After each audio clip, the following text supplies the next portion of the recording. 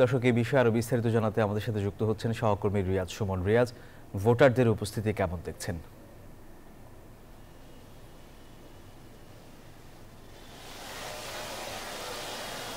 ধন্যবাদ।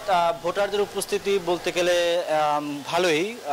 সকাল থেকে কিছুটা কম ছিল, তবে বেলা বাড়ার সাথে সাথে ভোটারদের উপস্থিতি বেড়েছে। সকাল 8টায় ভোট শুরু হয়েছে এবং সেটি এখন প্রায় 2:30টার বেশি সময়। তো সেক্ষেত্রে এখন পর্যন্ত ভোট কাস্টিংয়ের যে হিসেব আমরা পেয়েছি, সেখানে দেখা যাচ্ছে যে 890টি ভোট পড়েছে, অর্থাৎ প্রায় অর্ধেকের বেশি ভোট পড়েছে। এবং এটি বিকেল 5টা পর্যন্ত কিন্তু ভোটের কার্যক্রম চলবে। বিকেল 5টা পর্যন্ত এই ঢাকায় যে ভোট, সেখানে 1560টি ভোট রয়েছে। এটি মোটামুটি আশা করছেন এখানকার নির্বাচন আয়োজক তারা বলছেন যে মোটামুটি যেভাবে ভোটাররা আসছে, তাতে করে বেশিরভাগ ভোট কাস্ট হবে।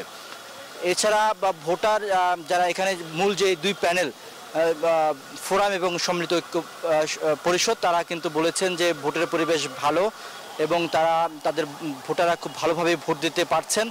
একই সাথে যারা নির্বাচনের আয়োজক, তারা বলছেন যে একটি সুষ্ঠু, অবাধ, নিরপেক্ষ ভোট উপহার দেওয়াই হচ্ছে তাদের প্রধান চ্যালেঞ্জ এবং সে লক্ষ্যে নিরাপত্তা এবং সবকিছু মিলে একটি সুন্দর ভোটের আয়োজন তারা কিন্তু করছেন।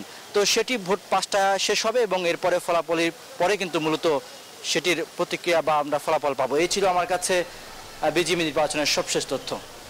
ধন্যবাদ আপনাকে।